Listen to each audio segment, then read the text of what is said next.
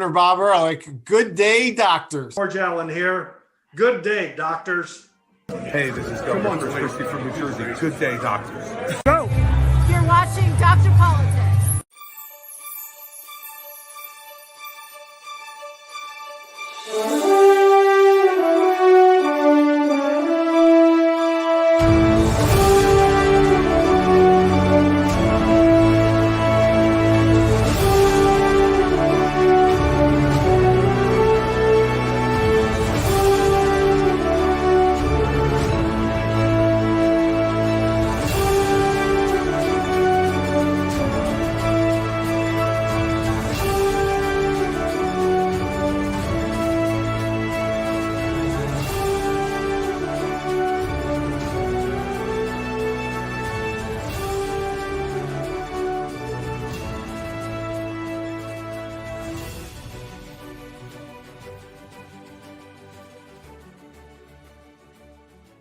Good Friday evening, everyone. It is June 14th.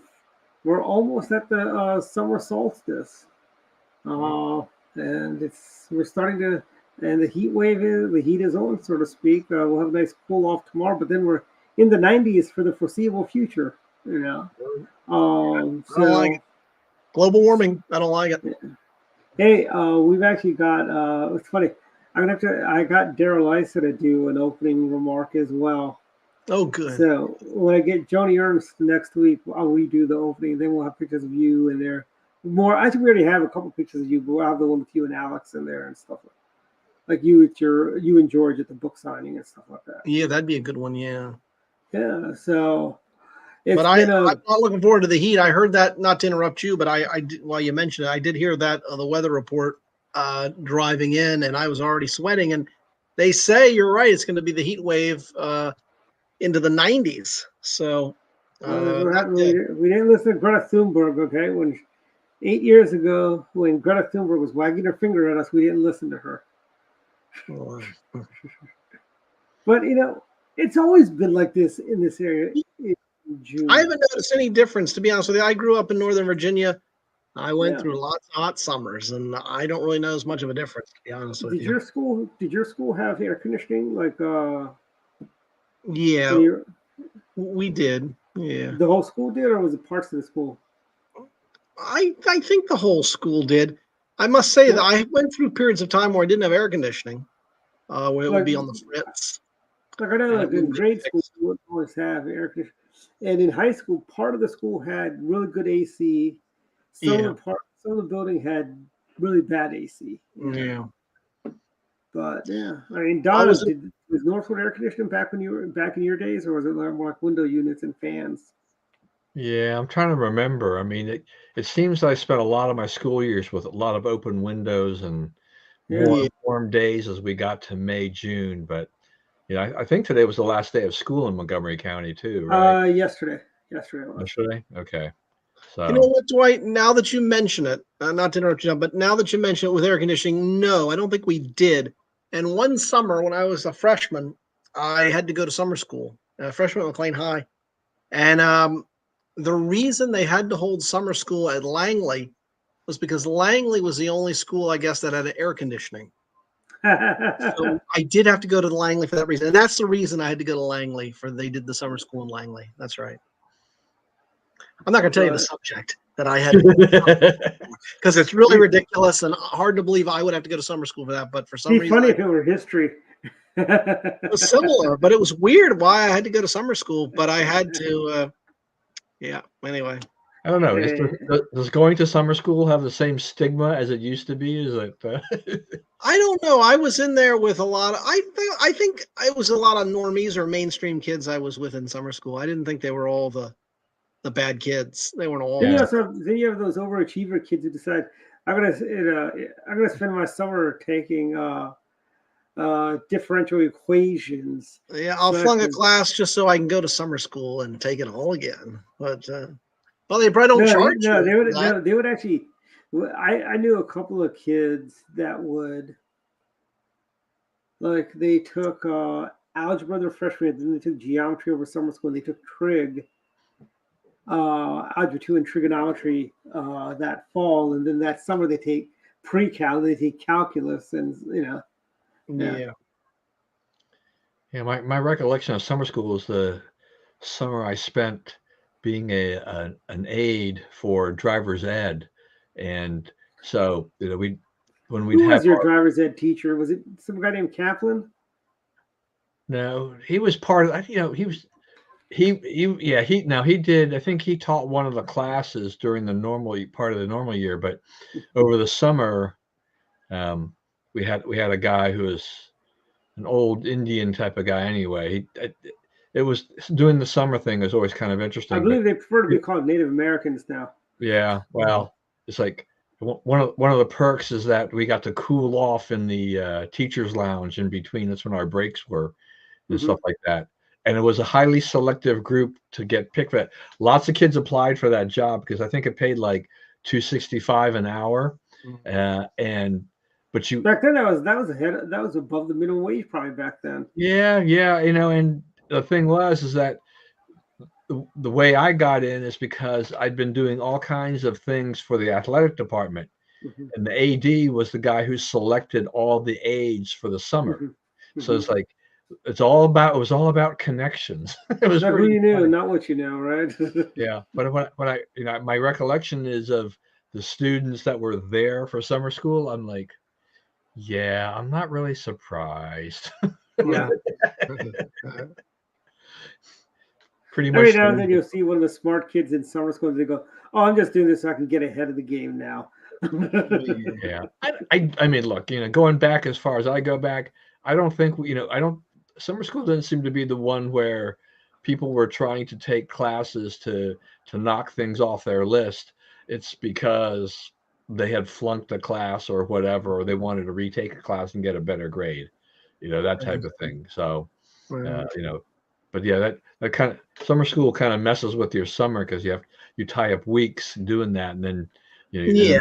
can't Every really rich Also, kid's gonna want summer off. You're not gonna want to go to summer school, right? and also here's the thing. That's also prime money making time. You Sure, can mow that's what I'm saying. lawns, clean gutters, weed gardens, put in gardens. That's primo. I mean, you could make about $3,000 to $4,000 if you do enough over the summer, just like yard work and stuff like that.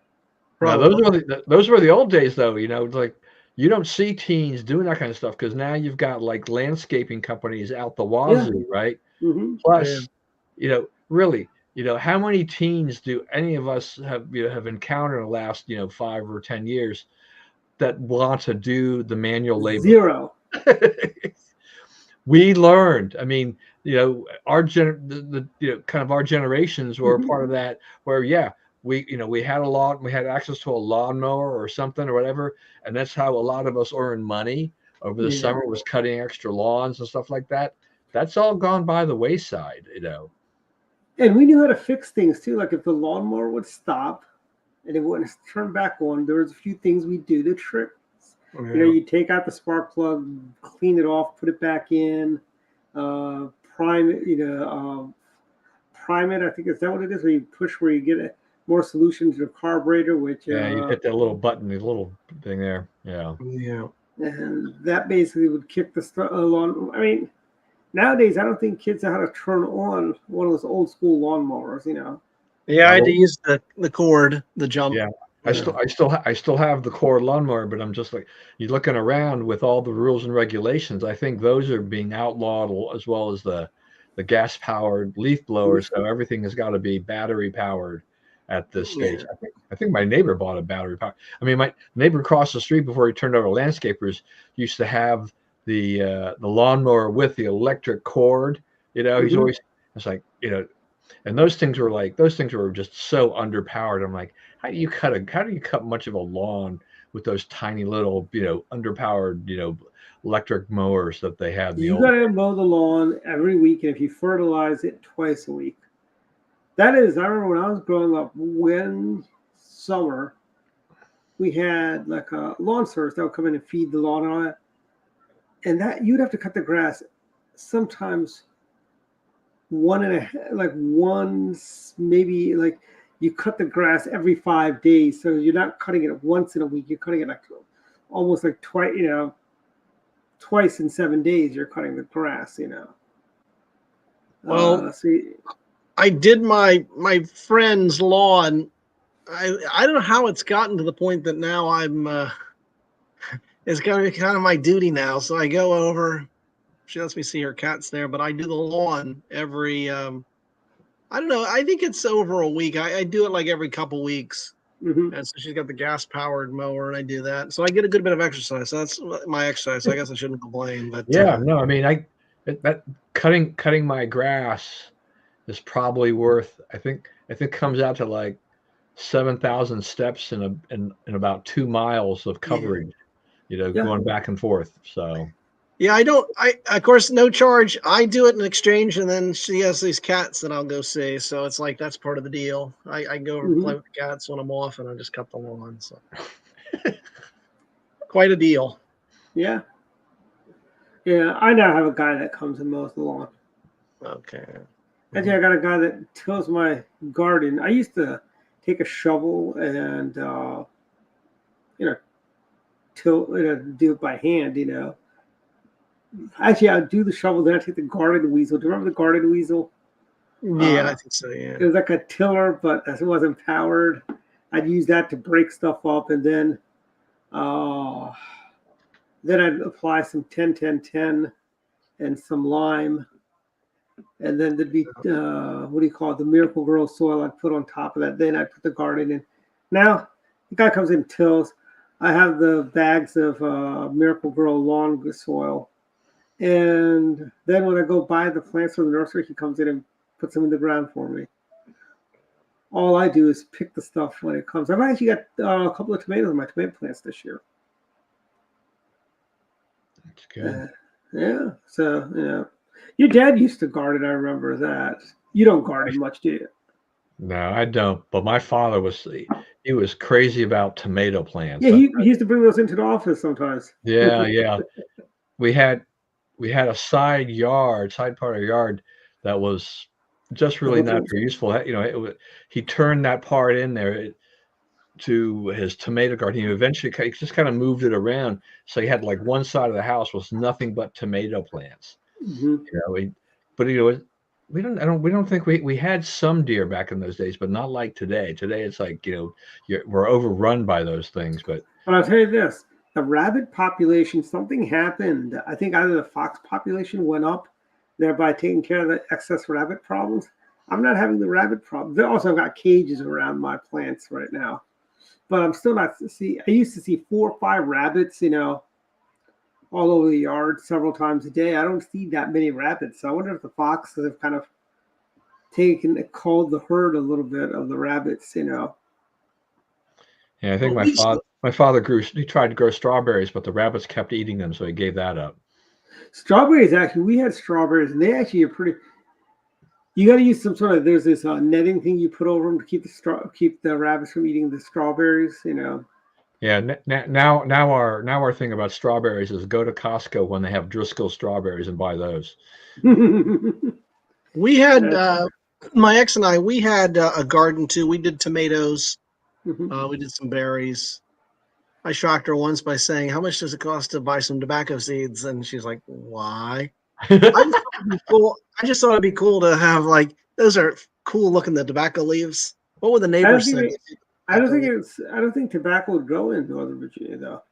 I don't know, but it's not good for the soil though. As George Washington learned. Yeah. It sucks that it enters the soil. That's how I've got a packet of sunflower seeds that I'm tempted to throw in the back, and I'm like, my wife will, if they actually would wind up growing, my wife will probably have a conniption fit. But my memory of sunflowers when I was a kid was that you get these big plants, and then the birds would attack it. Yeah. And not only that, you also have a lot of bees, come through and stuff like that. Well, Maryland's flower is what, the black-eyed Susan, right? Yes, a smaller version of the sunflower. Okay. It's a pretty flower. You could grow those, right? Yeah. Maryland thing. I've got roses. I used to have azaleas, but then I realized that azaleas was causing my allergy because evidently azaleas are like cats. It's like cat dander. If you have even if you're slightly allergic to it, is the pollen. Just a little bit will set you off. Just like cats. If you got cat allergies, a cat could have been in the room 2 weeks ago, and you go in there, you start sniffling. I never was cursed with that. I'm fortunate I don't have cat allergies. I was my cat guy myself, but my sister-in-law suffers from she's allergic to cats. So, but so that's concludes our garden portion of the show. Let me throw one more thing, and then we'll move on. Sure. Bluebird. Okay, I don't know what it had. We've lived in this house for 20 years, and our house is our windows are getting attacked by this bluebird. It is the weirdest thing.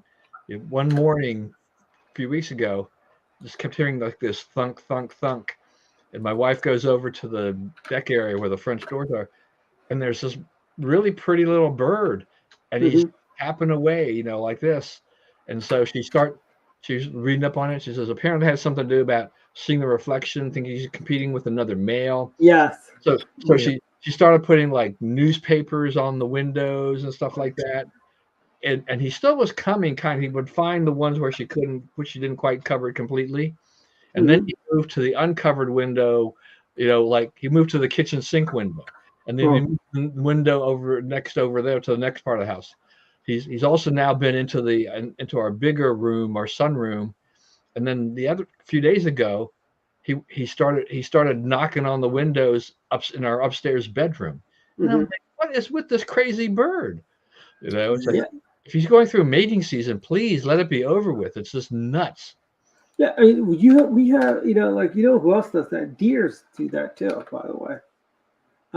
Deer will. I knew somebody who actually had a car where the deer saw its reflection. It was like the buck was running into basically totaled the car. You think the deer would figure it out that it's not another deer? Because don't they have decent sense of smell, deer and other animals? By the way, one thing about gardening, it's always a labor of love, because you know why? You don't make any money. You don't save any money gardening, frankly. You don't think so? No. I don't think because you buy the plant, you got to water it, you got to fertilize it, and everything. Yeah. You think about all the costs, and like, you're really probably not, except the satisfaction that you've grown your own vegetables. That's about it. Yeah. So think how tough it must be for farmers. Certainly back in the day and even today, because well, I know that's a tough business. Well, our friend Gary, who's a farmer, it's about over $100,000 is just what the fertilizer costs to farm.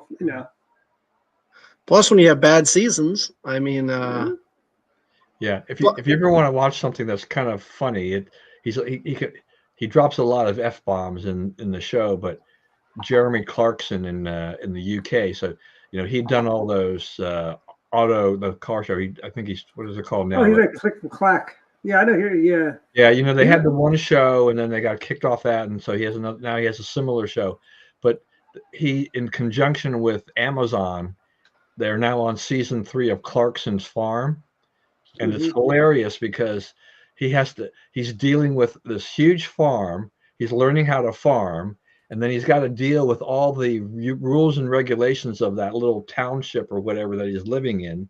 He's trying to be entrepreneurial and have a little farm shop and sell some of the farm products. He actually tried to open up a little restaurant and serve like the beef, and he keeps getting shut down here and there because of all these rules and regulations. But the amount of money that he has to spend on this farm, is just kind of outrageous. There's no money.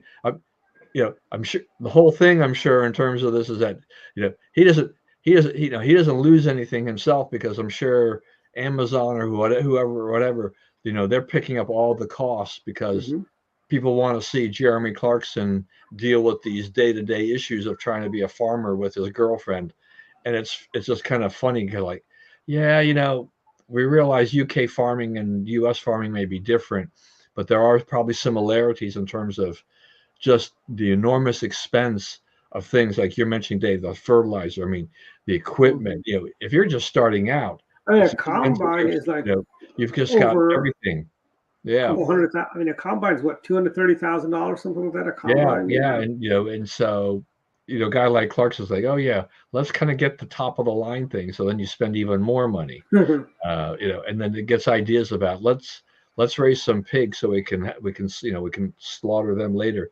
And I think one of the other episodes the other day is that one of the piglets got sick and he was away filming for the car show thing, and his girlfriend took care of it, and had the piglet rushed to the vet, and I think it was like 1,200 pounds, and the piglet still died.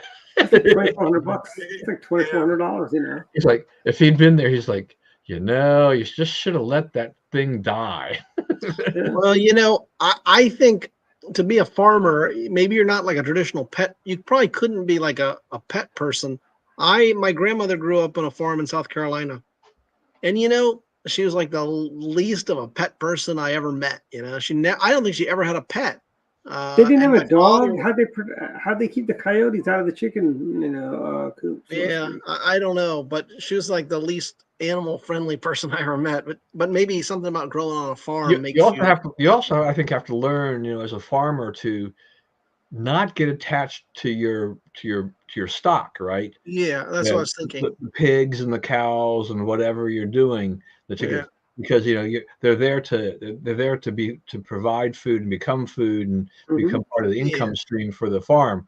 So yeah, you could go ahead and give them names, but don't get emotionally attached because they're going to go to a slaughterhouse or whatever eventually, and so it's like that. You don't want to say, oh, I can't let little Jackie go or whatever, the cute little chicken or whatever, cute little Yeah. pig, you know. Yeah, the And I'll coldest. say, yeah. Yeah, Go I think ahead. the coldest person and I never met him, fortunately, but he was being interviewed. He's a farmer guy. He'd name like the sheep. And then at a certain point, he realized, well, I got to slit the throat of this one or kill this one. And I just thought to myself, there's something wrong with you if you're naming them, you treat them like pets, and then you realize, oh well, today's Well, you got to die. So Yeah, well, let me tell you. who are we killing today? yeah, I just thought it was weird. It's just that's weird. Well, let me tell you the story about Frank Lloyd Wright. He would name the flies after European architects, right, like Rousseau and Chamberlain and so on, and then he would bring the fly swatter down on him hard after he's named him after his rival architects. So Frank was a little not playing with a full deck. He was a weird guy, from what I've heard. Like a lot of Yeah. artists, maybe he was. He's same town as our friend Paul Weimert. They're both from Racine. Yeah, that's right. That's right. Yeah. I wonder if Paul ever met Frank Lloyd Wright, because Racine's not a big town, Yeah, I wouldn't be surprised if he did. I would almost think that he did. Yeah. But speaking of Racine, that's why we had the one talent at NET, and I say talent. She was talent, but on-air talent. She was from Racine. And I remember Paul Weyrich, I guess that was his special attachment with her because she was. Was that Marianne Fogelson? I forgot the lady's name. Black hair, pretty. Yeah, blue Marianne. Did she do the morning show with Major and? No, she did a lot of the news stuff. She would come on. I forgot her name, but she. Jackie. I think you're thinking of Jackie. Not Jackie Mitchell, though, a different girl. But anyway, no, she was also Jackie. She worked with Erica Allen and That may Izzy and be those her. guys. Yeah. that may be her. Yeah. But Anyway, he liked her because she was from Racine, Wisconsin, and she had that kind of Wisconsin accent. the report. No, I know who. It's not Jackie. I know who you're talking about. Because Paul got upset when the new regime fired her too. Okay. Yeah, she's a reporter. You're right. What was her name? Yeah. Do you remember? No, it'll come to me in the middle of the show. All right. It'll come to me, But yeah, I mean, also here's the farmers of today. They've got so many government regulations. Did you know farmers are not allowed to sell raw milk to the Amish now, Don? Did you know that? Because of an FDA regulation, because Joe Biden doesn't want the Amish to have raw milk. And honestly, I don't know why anybody would want to drink raw milk, frankly. That's not been pasteurized. As you have also the mindset, unless milk hasn't been turned into ice cream, why would you drink it? Unless it's turned into a milkshake, then it's worth drinking. Milk itself, not so much. Well, that was the big failure of Roosevelt would have been the whole farm stuff, in terms of destroying Farm crops subsidies. and Yeah. all of that was just a disaster. They're trying to keep the price up, but in doing so, you had people practically starving. Yeah. There was a episode of MASH where Radar was from a farm, and he was telling them, he goes, next year I think we're going to be planting less to get even more money from the government. Yeah, that's right. Yeah, that's right. There's perverse incentives. Yeah, I don't know that the general public understands just how much money goes into farming from the Mhm. taxpayers to keep things moving and going, the price supports and everything like that. Um, otherwise a lot of farms would fail, but you now have a lot of big agribusiness too, right? Where big corporations own a lot of farms. So I know that's to the liberals don't really like that either. Yeah. But I tell you, those super farmers like Archer Daniels Midland, Daniel Midland, they're one of those super farms, and they're like an Illinois base, but they're still around, and these mega farms, they provide a service, they're bringing food to the table. That was always the dig at Bob Dole. Remember, he's the senator from Archer Daniels Midland. There's nothing wrong with that, because one Kansas farmer feeds 10 families in you, Dave, as the son in Bob Dole's office would say. And, President Reagan actually in Dick Black, who was the ag secretary from Kansas, also. Bob Dole got him that job, I think. But he understood. It's important that politicians don't understand farmers. And I mean, I know Republicans do, but Democrats, they totally don't get it because they're not from farm country. They think corn arrives on a truck, at their local supermarket, at the wall bonds, they don't understand. Yeah. Look, I was just gonna say the first ag secretary I ever met, and maybe the last one, was Clayton Yiter. I don't know if you remember Clayton Yiter. Oh yeah. Boy, that's Whose administration? in the past. He was from Bush's year, I think, from HW's or maybe Reagan's, maybe that early. Mm-hmm. No, Reagan's ag secretary was black, so it must have been Bush. Okay, I guess so. Clayton, I guess it was. But I used to see him at the movie theater I worked at. I talked to him, nice guy, really nice country sort of guy. I loved Earl Butts because Dave Butts played for the Redskins. Yeah. Mm-hmm. Were they related? Yeah. Oh, really? Okay. Yeah. Well, Dave Butts, I think he was a conservative. Yeah, I think I heard good things. He was from Purdue. Remember, he was a Midwest guy because Dave Butts played at Purdue from Indiana. Yeah. But so was John Riggins and Joe Theismann were both conservatives. Heath Schuler was a conservative Democrat. That's why he got primaried out, and that's right. The Democrats lost that seat in Eastern Carolina. That's right, and that was Meadows' seat, right? Didn't Meadows take that? Mark Meadows beat the Democrat that beat Schuler in a primary. I saw Schuler when I was on the Hill, and I said hi to him. A nice guy, a big guy too. I mean, he's not. You might think of him as kind of small as a quarterback, but he's not. I mean, he's a pretty big guy. Mm-hmm. So he seemed like a nice guy. He was a college star that just didn't translate to the NFL. I mean, the thing too is that he came in and Trent Dilfer came in and Dilfer I never was very impressed with Dilfer, but somehow Dilfer managed to get the Ravens to the Super Bowl, right? Yeah. Oh, their defense got him to the Super Bowl. I just never thought about, boy, he's a horrible quarterback, but somehow they got to they did the Super Bowl. Schuler, his NFL career just flamed out really quickly, but he was a blue dog Democrat. He was one of those guys that he was one of the last ones of those. We have just seen that whole group of blue dogs just get extinguished. Basically replaced by the far left kind of the squad type of people are the ones that you have to watch out for. Mm-hmm. Yeah. Mm-hmm. Yeah, that's right. Yeah, it was a different time. Didn't he do really well in Kansas or something like that? He left here and he did fairly well where he went. I want to say he went to Kansas or some place out west, maybe Cincinnati but who are you talking about? Heath Schuler, didn't he? Like after the Redskins, didn't he go over to He went to New Orleans. He was the Saints. He finished his career in New Orleans Yeah. Saints. That But it was an injury that brought him down. And actually, to his credit, I mean, he was gutsy. He kept on fighting. He got another chance in New Orleans, but I think it was the injury that put him away. Well, Redskins have not had stability in the He was quarterback. still better than Ryan Leaf. Yeah, that's true. Yes, yeah, that's right. What about Gus Frerotte? He was better than Gus Frerotte, probably. Too. Yeah, Remember well, Gus Frerotte? Well, Gus was the starter for a bit. Gus was good. We had, Jason Campbell was pretty decent. We had some pretty decent quarterbacks. But The stability in sad the one quarterback slot ended with Joe Theismann. I think Joe Theismann. RG3 had the one good year. The RG3 would have been the one exception after. By the way, that's how you trigger Redskins fans. They're all excited about their first round quarterback pick they got this time around, And I go, remember, don't forget the RG3 story. And RG3 was a conservative too, which that also didn't help him. You kind of wonder though what would have RG3 is one to get another athlete that you wonder what would have happened had he not had that injury.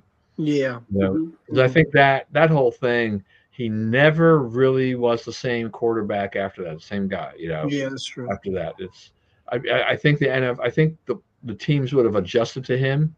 And he may not have razzled and dazzled going forward, but he tried playing through that injury. I think was just really kind of killed his career, unfortunately. Well, a lot of these players,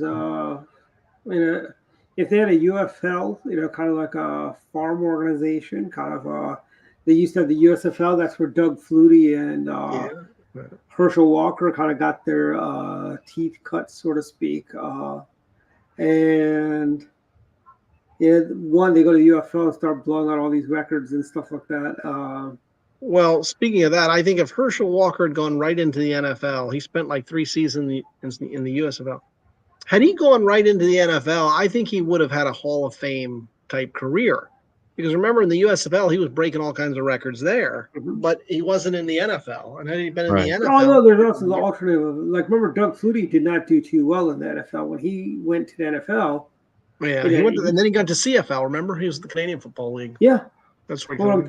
But he wasn't, he didn't do as well as everyone thought he would do, Well, he was small, though. He was undersized, though. That's right. That was the problem. You can't. It's hard to be a quarterback of that size because you've got to be able to see over the line. Yeah. We've got the lineman. How do you see over an Ed Too Tall Jones? Yeah, it's true. Yeah, a lot of people are saying that about Eli Manning, and Eli Manning was a phenomenal quarterback. He retired from the Giants. They're saying, well, he's overrated just because Peyton was really good, and actually, his numbers were better in college than Peyton's numbers in college. Yeah, and their father Archie Manning was great. Manning was great with the Saints. Yeah. And don't they have another one, another generation that's playing? Yeah, he's at Texas, and everybody was watching that down there, but he didn't get named the starter. So, with the transfer portal and everything, they keep thinking it's like he's got to be going to leave so he can go find a starting position somewhere. But I think he's staying put for now because I don't know. College football is college sports is a mess with the transfer portal and now the settlement that they've agreed to pay players and all this kind of stuff. And I'm like, it's just a complete disaster.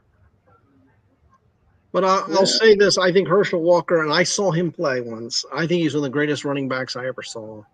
And I saw him at the old Bird Stadium in Maryland when in the USFL, it was the Baltimore Stars, remember? And they played in College Park. Yeah, they're officially the Baltimore Stars. The Federals played in College Park for a while too. Well, I know we were in our old RFK because I went to the opening season, the opening game there. But I like the USFL. I'm sorry that, and in a way, Trump is the one that kind of. Yeah, I mean, think about that. I mean, this is part of the underlying thing there, right? It was that Trump put a lot of money into that, and. I think the whole point was he wanted an NFL franchise. I guess he figured, hey, you'll buy me out and give me an NFL franchise. Yeah, or do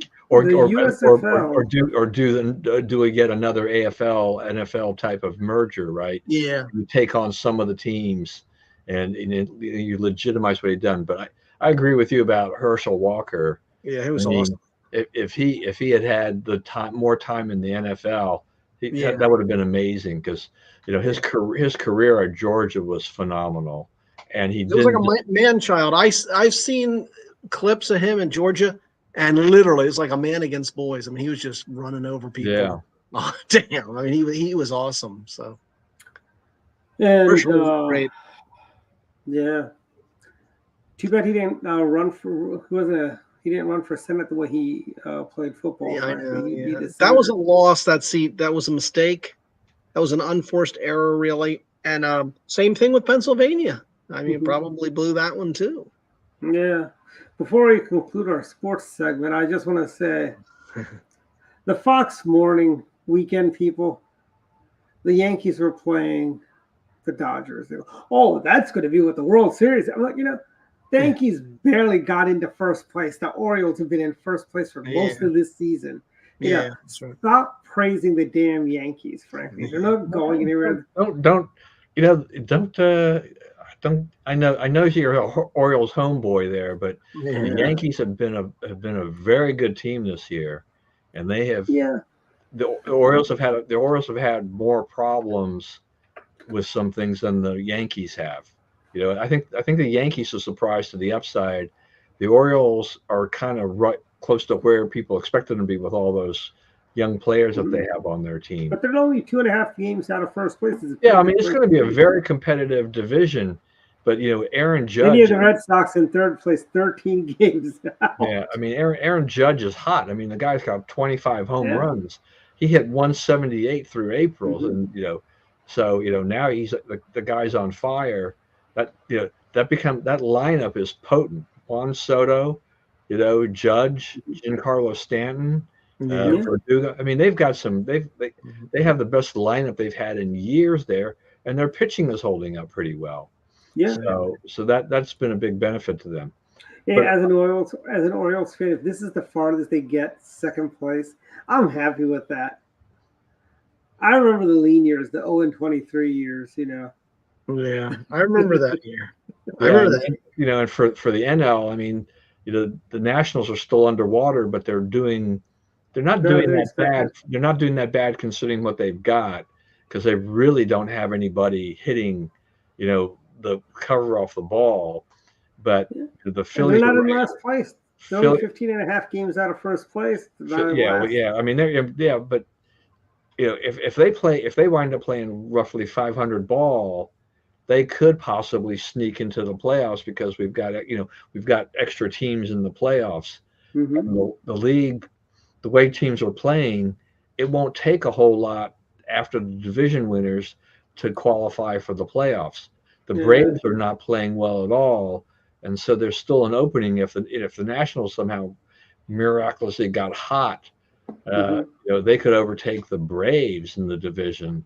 But I tell you, the Phillies are like running away with the NL East right now. 46 wins, Yeah. The Braves are like 10 games out, I think, right now. But see, the thing, the Braves were hitting last year, and they lost Acuna Jr. now, and so that's going to hurt them even more. But the guys who were hitting last year are not hitting this year, and if they can't hit, and their pitching is still struggling, they're in trouble.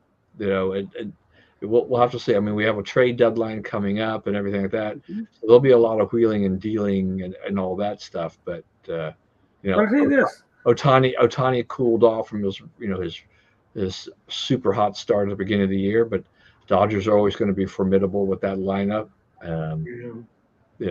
We got a lot of teams that are 40 plus wins. The Royals barely just make that with 40 wins this year. Then you got the Mariners. Then the Rangers only have 33 wins. You got the same thing with the Phillies with 46 wins, and the Braves at 36 wins. You got the Brewers 40 wins, and then the Cardinals are 34 wins. You got the Dodgers at 42, and the Padres are at 37 there. And I think the Dodgers were they were expected to win it all last year too, so but you never know. Well, look, I mean, I think if they just Bobby Cox here is with the Braves. I mean, I think they won 13 division titles. Yeah, but they won one World Series, right?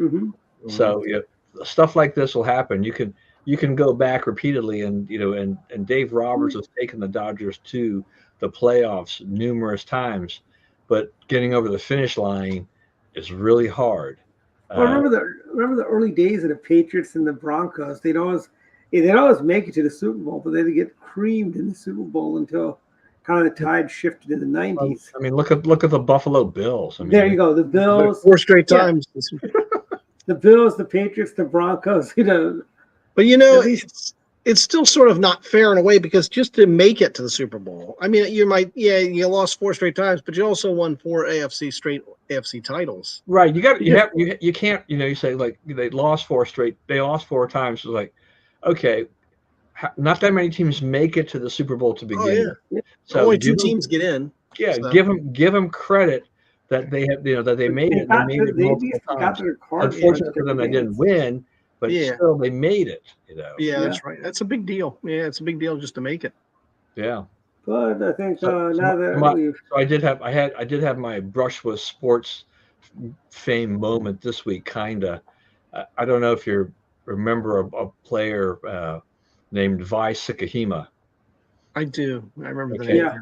So he was basically a return man extraordinaire in the NFL for many years. Yep. And so what he's doing these days, I mean, he became for a while, he was a sports broadcaster and then an anchor in Philadelphia. But since then, he's become what they call a general authority in the LDS Church. So that is what he does. That's what his full-time job basically is, doing whatever the church tells him to do, wherever it tells him to go.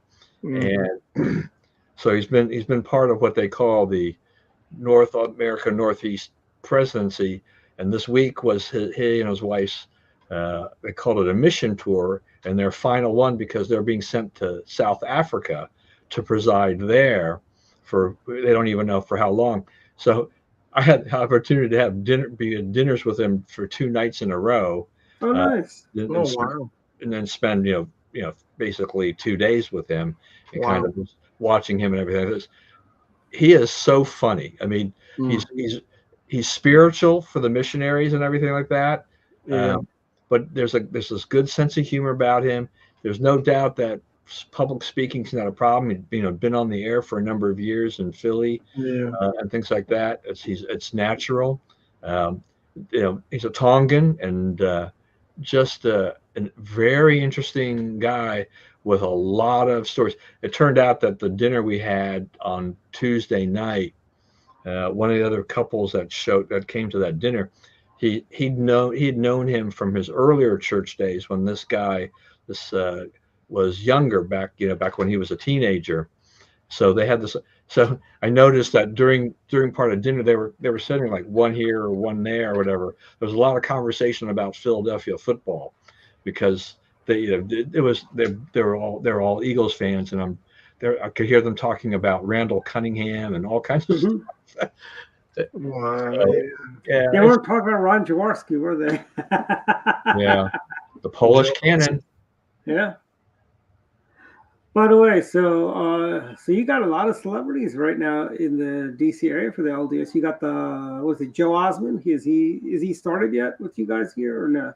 Merrill Osmond and his wife have gone home. They've gone home already? Yep, they finished. They went from April to April. So no Osmond family reunion concert at the LDS? No, but he did. So Donnie came last year to perform at the MGM down at Harbor. Oxon Hill, yeah. Yeah. So apparently, what he did was that he got backstage passes, and he took a group of teenagers to the ward, the church congregation he was attending, and he took them backstage to meet Donnie. So kind of a special little thing and all of that. He did. They did a few things.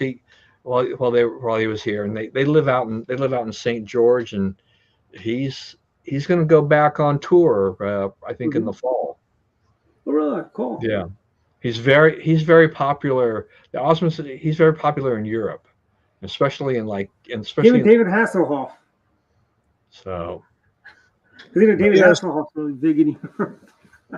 Well, you remind me of the Marriotts. It's a landmark in Virginia and Roslyn. Apparently, they're one of the. I think maybe the second property The Keybridge hotel Marriott. they have in Yeah. the DC area. Keybridge Marriott. They're tearing it down, and I spent a gonna lot of time there. I did some work there.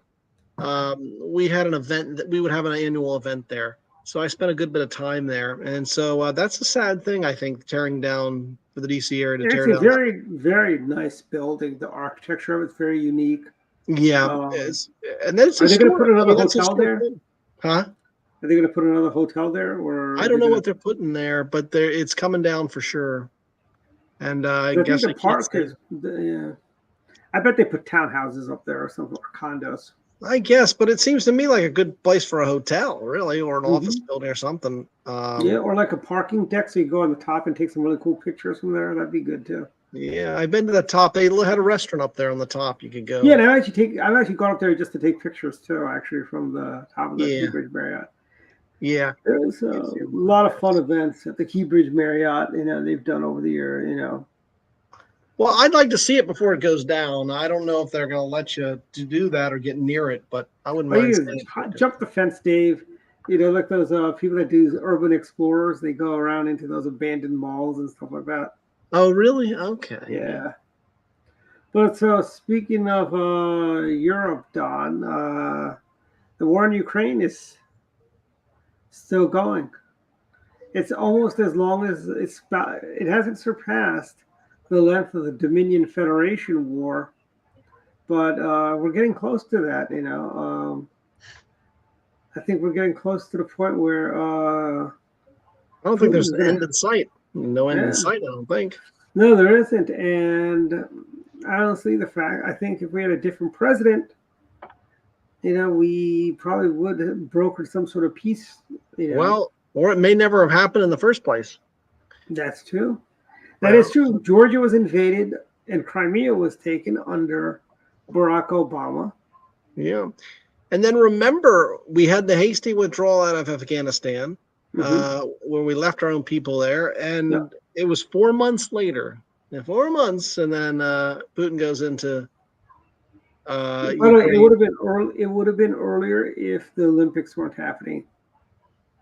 Because they did that right as the Olympics ended. The closing ceremony ended, and the Russian tanks rolled. Okay, but I did see Biden wander off, and the media is all denying it. I mean, they are. I never have seen that where ABC News, all these outlets are very aggressive in denying giving a thumbs up to somebody that was working the grounds. Yeah. He just started wandering off, and then the Italian prime minister kind of pulled him back. But she is a very attractive lady, the Italian prime Giorgia minister. Meloni. When I first saw her in the morning, I go, "Oh, she must work for Fox News." I thought she was just one of the Fox reporters that was out there covering. Well, she brought Biden back. Just think if she was a partisan or didn't like him, she could continue to let him make a fool of himself, right? Just let him wander off. I see these reports, and where the liberals, where the Biden spokespeople are saying like, this is just right wing disinformation about him wandering off and all this kind of stuff. The thing is that we've seen the kind of the glazed look in his eyes, and it is just kind of this confusion and all these we've seen a lot of this, in the last like that year. This past week, remember that concert at the White House, where he's just standing there while everyone else is dancing to the hip hop tunes. Yeah, but a lot of times he has that typical kind of look on his face of like, I want to smile or do something so it looks like I'm kind of tuned in when I'm really not sure what's going on. Because old people will do that. They try to cover for their deficiencies as they get older, if they start to get dementia, things like that, and deflect. And I really think that there's a lot of that in Biden, where he's getting confused. He's not sure, but he's trying to put the best face on it. But he's like, if you start wandering off and things like that, sorry, I mean, no one has to doctor any video. I think there's plenty Yeah. instances where people can see him just doing things, and where he's kind of, Jill's got to reel him in or whatever, and Yeah. Jill's out there defending him. That's I wonder how he's a great president because of his age. I wonder how he's going to look at this fundraiser tomorrow night that the Clooneys are hosting for him. And I Julia heard Roberts. they were. I don't know how much will be raised. I don't know. Was it today or was it tomorrow? Because he blew off the last day of the. I've never been a fan of Clooney, but I don't know if you remember this, but pre-Donald Trump, Clooney's big issue was he thought there was too much money into politics. Too much is being spent, and it's obscene. But someone got to him and told him, hey, our side raises more money, so knock it off. And he knocked that off. And now, of course, he's going to do a fundraiser and raise a lot of money. But I mean, what has he done lately? I mean, he's obviously one of those shooting stars in Hollywood. He's no longer the big A-lister guy that from. I mean, nobody remembers. He's one of those guys that can kind of coast because he's made plenty of money. Yeah, and he's still got very high name recognition with people. So here's a little George Clooney trivia. He was in another show called ER. Oh yeah. Yeah, it was a sitcom. Not many people know that. Isn't he also on Facts of Life? Yes, he was. He was the handyman on Facts of Life. You take the good, you take the there you go. Yeah. And you've got, but I just wonder what Biden's going to look like tomorrow at that fundraiser. He's taking a long flight all the way from Rome to LA. That's a long flight. From here to LA is long. Yeah, but that'll be a more controlled atmosphere, though, right? A little cozier and everything like that. So, well, I think he skipped the dinner, didn't he? The state dinner tonight. Yeah, that's why he's flying back. He's flying to LA for. So I think Biden will probably be okay, but still, nevertheless, I mean, the thing will be is that if Democratic donors are honest with themselves, when they see him, I mean, I think if they see him up close, I think they'll be able to see the telltale signs of a man in decline, and when you see Trump on the campaign trail, even there's only a couple of years difference in age between the two of them. Mm-hmm. Trump is as crazy as Trump can be at times and unhinged. Mm-hmm. He is so much more energetic, and he doesn't have the same problems. I mean, Trump's committed a few gaffes, but Trump just kind of rolls with it, and you never know what he's going to say or do. But I still think that Trump is kind of the picture of health compared to Joe Biden. I mean, speaking of president, who saw that coming? His endorsement of Larry Hogan. Yeah, I was amazed. Yeah, I don't think Hogan saw that coming, and Hogan's probably like, "No, thank you." Actually, we all kind of knew it was coming because we all kind of knew from our friend Dave. But I think it shows a new Trump. He was magnanimous. He's like, yeah, I guess that was very unexpected. Yeah, but I mean, Hogan is part of Hogan's campaign is to basically distance himself from Trump. He's been kowtowing to the liberals on the abortion issue. He did pivot with the picture of Reagan when he was younger, with that, and all this kind of stuff. Still try to draw in some conservatives, but he, to me, Larry is definitely going after the more moderate to liberal independent vote because that's where the votes are, and so to get Trump's endorsement is like that's I kind of wonder if that isn't a little bit of a gift to Angela also Brooks, as though she what's she going to ask? He says, so Larry, what about that Trump endorsement? Are you going to disavow that or what?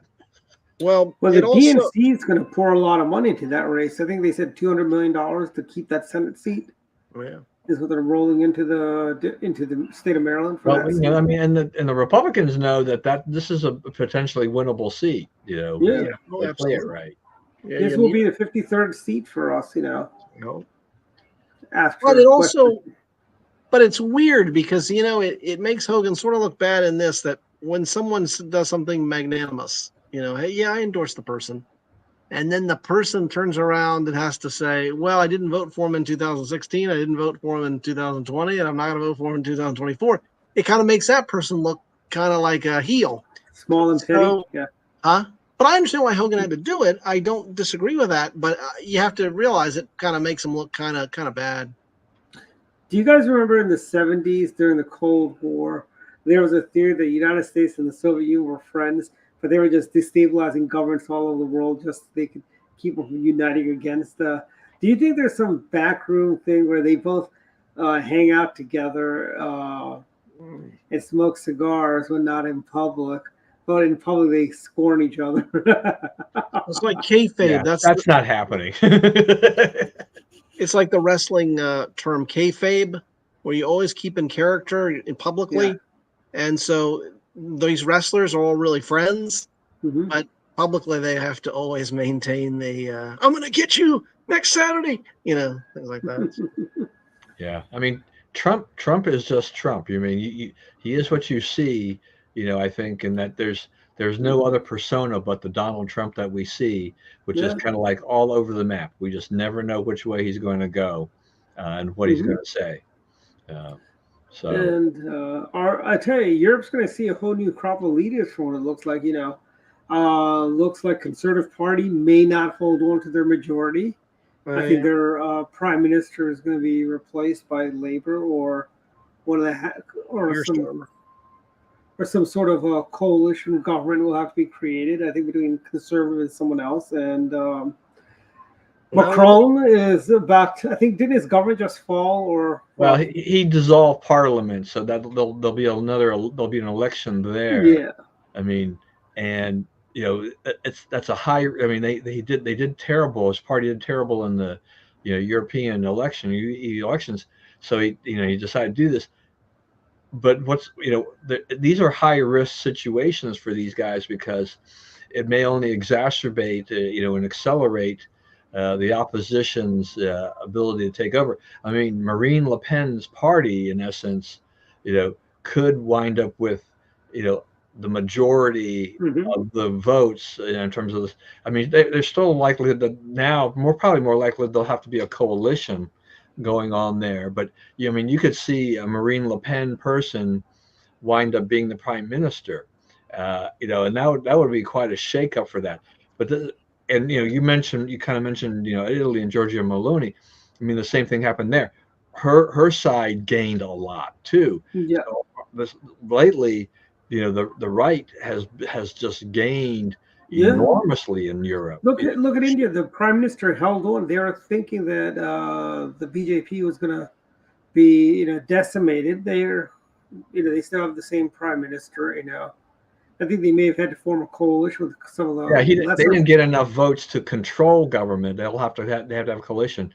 But they got stung. I mean, in South Africa, the ANC got stung. I mean, there's been a lot of kind of little mini earthquakes going on around the world in these elections that people did not see coming to that extent. The only one that was more predictable, except for the fact that it's a snap election in the UK, is the fact that the Tories have been in trouble for a long time. So and they've got no policy. The Tories are looking how like Labour did in the 1980s, frankly. When Margaret Thatcher and the Conservatives and John Major were kind of running the shows, Labour couldn't come up with anything, and it wasn't until what's his name, the Prime Minister that was buddies with Bill Clinton, that he became our partner on the war on terror. Tony Blair. Blair. Yeah, Tony Blair. Yeah. How soon do we forget Tony Blair? Well, he was the longest serving Labor prime minister, I think, since Clement Attlee. So he'd been around for a long time. Yeah, I mean, the Tories lose this time around. It may be a while before they get a chance to regain power, but Labor, Labor's leaders are not that great at this point. No, they're not. And I think that's why I think Tory holds on, frankly, just because Labor is so disorganized. Well, they were smart to get rid of Corbyn. They got rid of Corbyn, and that put them in position to win again. Yeah, I mean, and Germany has the same problem, right? I mean, his group they took a lot of hits, and in Germany, the Greens took a huge hit in Germany. So, well, I think what's happening in Europe, all these farm protesters, And in Europe, it's a little different than farmers here protesting. When farmers protest in America, they drive their tractors to Capitol Hill. Remember that, Don? Oh yeah. Back in the last throes of the Carter administration, you had all the farmers with their tractors. They came. I forget what they were. I think they were protesting. They wanted more government subsidies or something like that. If I remember. I remember that. Yeah. I was a kid, but I remember that. Yeah. Did you go down? Did you guys go down to see the farm tractors and all that? No. My first earliest trip I remember as a kid to DC, we went to see the Pope. I do remember we went to see the Pope. It was John Paul II, right? I guess it was, and we were on Pennsylvania Avenue and waved to him as he waved by. Okay. Yeah, that would have been like 1980, when the Pope came to Washington. I think so. That was when the popes were actually pretty good. Yeah, that's right. Yeah. That's right. Yeah. No, they were good then. I agree with you. Hey, look, this new Pope got to go to the G7, the first Pope ever, and you think you'd have Pope John Paul II there, frankly. Well, he helped bring down the Soviet Union, frankly. That's right. Yeah, absolutely. Yeah. But I mean, I think the biggest earthquake's going to be when Donald Trump wins a second term, frankly. Oh yeah, that will be great.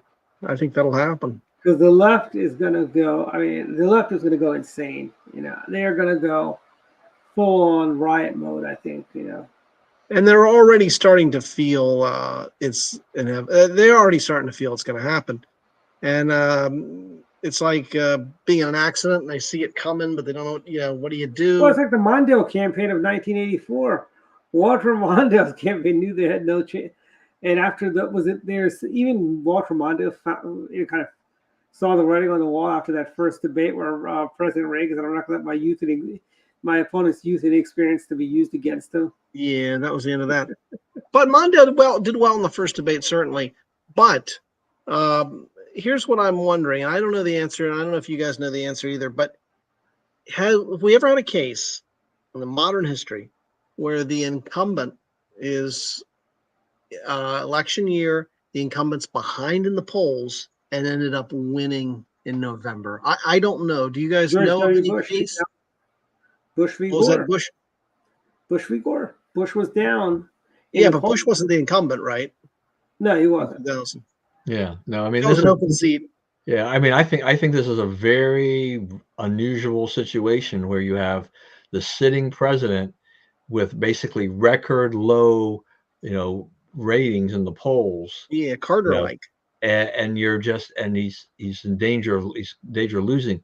I mean, every single day is just one day, I think, closer to the fact that he will not be the president come next January. And I don't think we're down to 143 days. We're getting to the point now where soon it will be, there will not be a lot of things that will move the polls and it will move the voters. So there, early voting will begin in some areas, it begins well before election day. So you're going to start seeing things that are going to be kind of at that point, maybe 30, where it's basically baked into the cake, and that things that happen in the last month aren't going to shift public opinion. I mean, we've got a debate coming up.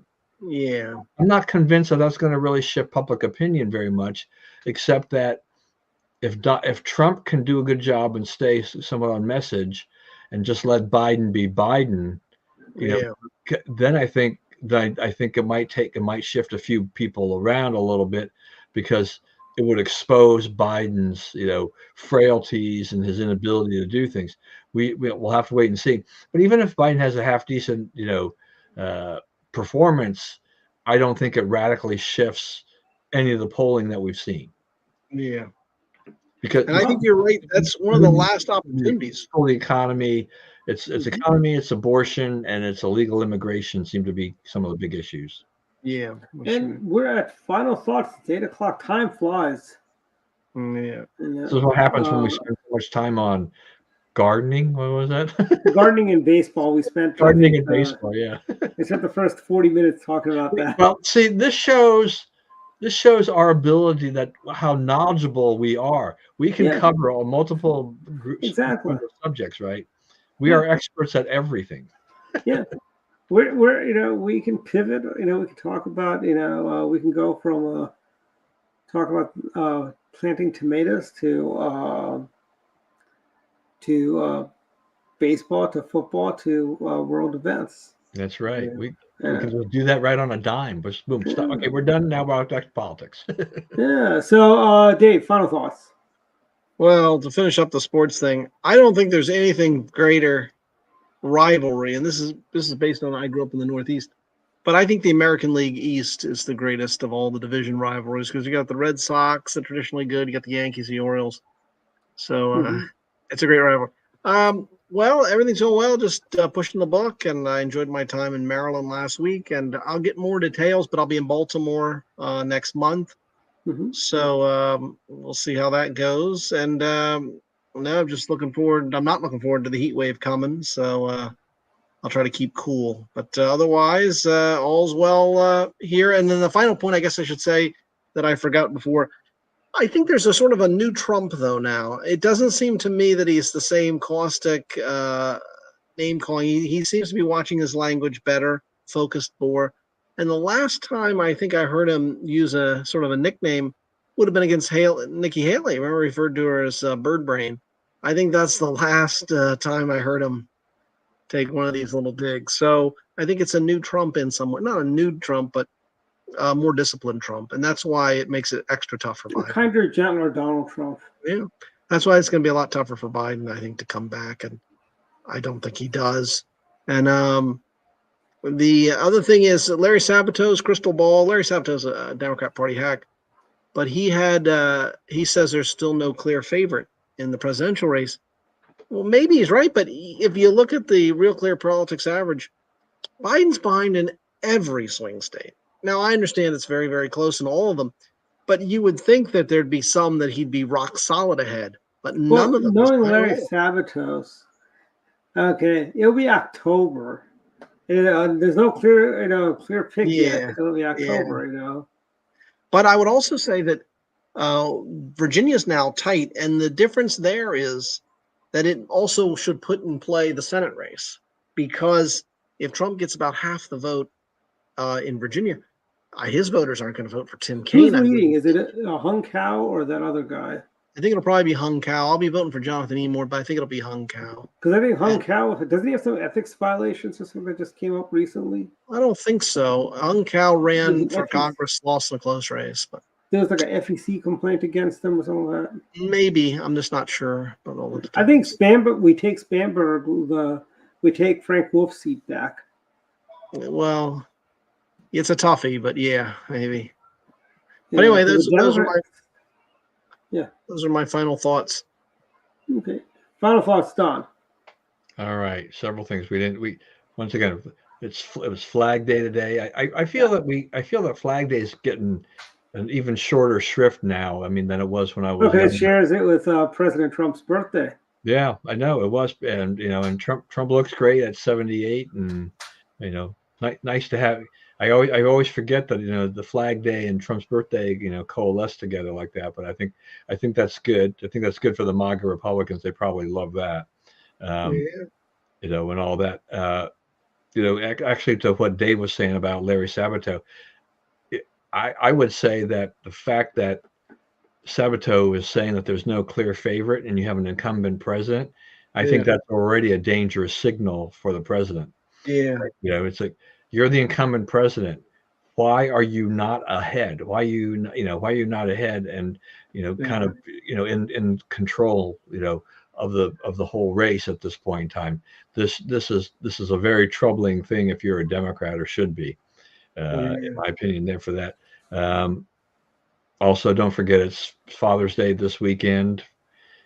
So Father's Day tends to be the lesser of the two parental holidays. Fathers always get the short shrift. It's like it's all about Mother's Day. Father's Day? What's Father's Day? Yeah. Oh, Dad, I found you this pen. Yeah. Happy Father's Day. That's Well, kind of what it comes. well, That's kind of Mom what is it comes down in to. January. Hey, we need to go to the jewelry store and buy Mom her Mother's Day present. Yeah, and then there was a story this week about Joey Chestnut, the Nathan's hot dog eating champion, and getting not being banned or not being allowed to compete in the hot dog eating contest this year because he has a new sponsor, and that's the Impossible Foods people or something like that. So I mean, they're going to do a plant-based hot dog, and apparently the contract, the agreement that these guys have that compete in the Nathan's Famous is that they can have sponsorships from companies. It just cannot be a competing sponsorship. Mhm. So if you're Nathan's Famous, you don't want the guy who's getting money from like Impossible Foods for a plant-based hot dog to win the contest. It's like that doesn't work. So, but what's funny is that they've Jerry Chestnut's going to turn this into a little gold mine anyway, because he and Kobayashi, one of his big arch nemesis, they're going to do like an eat off, a contest in September, I guess on Labor Day, and it's going to be a Netflix special. So Mhm. there's going to be all kinds of money thrown at that, and Kobayashi is basically kind of retired because he figured he'd done a lot of damage to his body from stuffing all those hot dogs, and he wanted to restore his gut health and everything like that. But I think the lure of challenging Joey Chestnut and whatever money Netflix was throwing at him was just too much. I'll give it one more go. And Well, Jerry Chestnut's from Montgomery County. Did you know that? frankly, and I don't even know how anybody can do that whole hot dog eating thing. It is disgusting. I don't know how you stuff that many hot dogs down your mouth and everything like that. I Well, know. you and I know somebody who we should enter into that competition. Well, that brings up the question of, what is it, Chicken Roofs? Mhm. Their whole the big milkshake and burger challenge that they have. Mhm.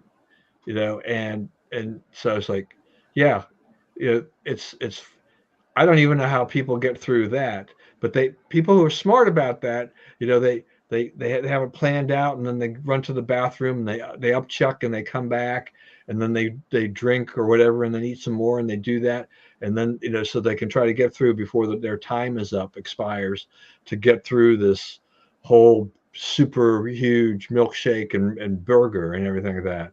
And then you get a T-shirt and you get your name on your picture on the wall or something, I guess.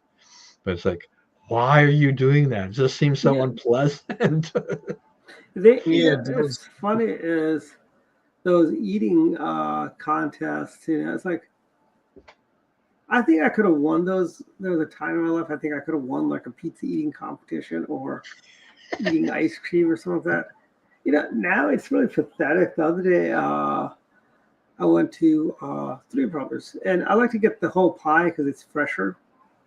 And I usually can put away 2 slices out of a whole pie, and then I just take the rest back to the office, right? I couldn't even finish 1 slice of that large pie at Three Brothers.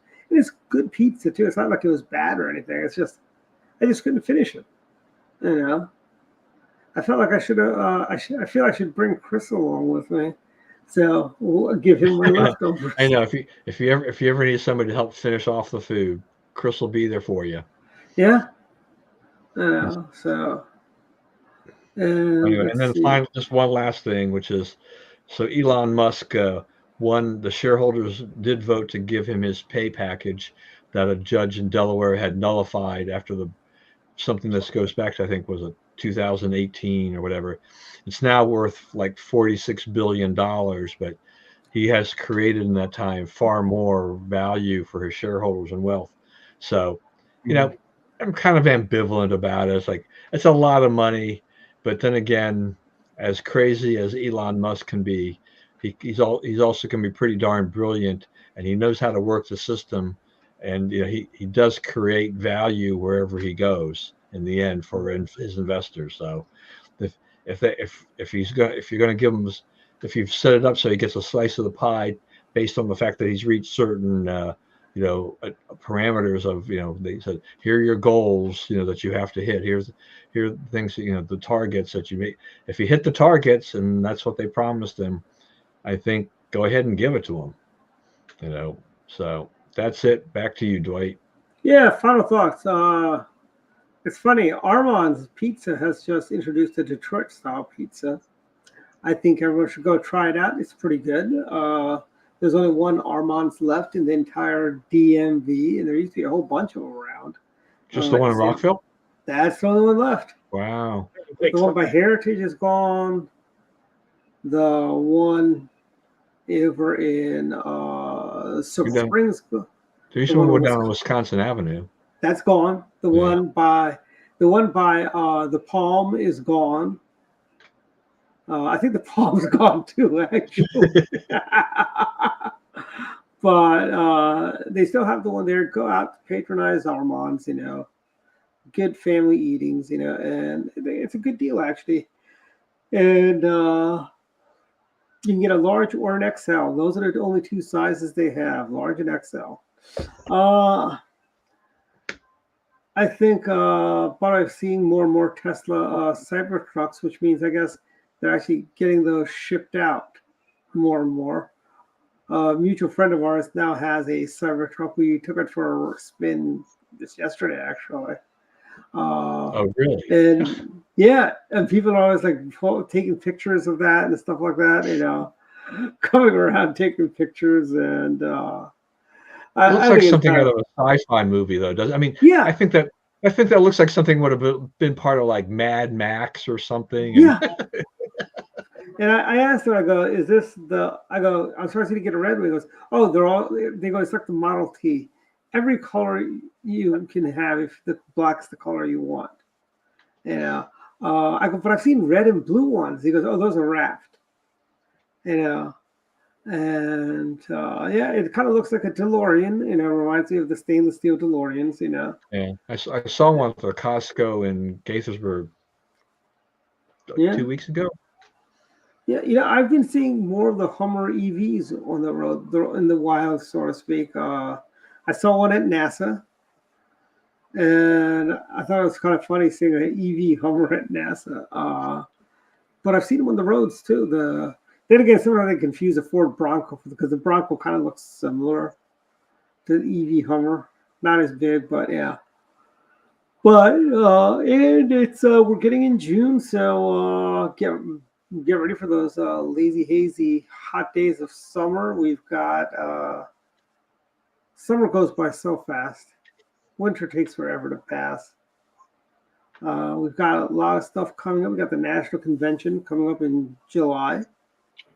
And great to see that Hunter Biden's, you'll never see inside of a jail cell, but he was found guilty. I think Joe Biden commutes his sentence. I think this is nice that we, in effect, do the show just at the final thoughts. Yeah. The final thoughts. Yeah. So, everything we discussed will be done in the final thoughts. Yeah. Yeah. This is a real show. Everything just tune in, put up with the gardening talk. We'll get to the show. Yeah, exactly. Can you imagine if we were on NET and Paul Weyrich is watching? He'd be. We'd all be fired, I think. Yeah. Oh, yeah, gone. If it was an hour show, you never would have made it to an hour and 18. Okay. Yeah. All right, the hour's up. We'll start the show. Yeah, that's the beauty of being on YouTube. You can be as long or as short as you want to be. But everyone, thank you, everyone, and that's it for another week. We'll see everyone next week again. And bye-bye, everyone. Good night. All right. Good night, everyone.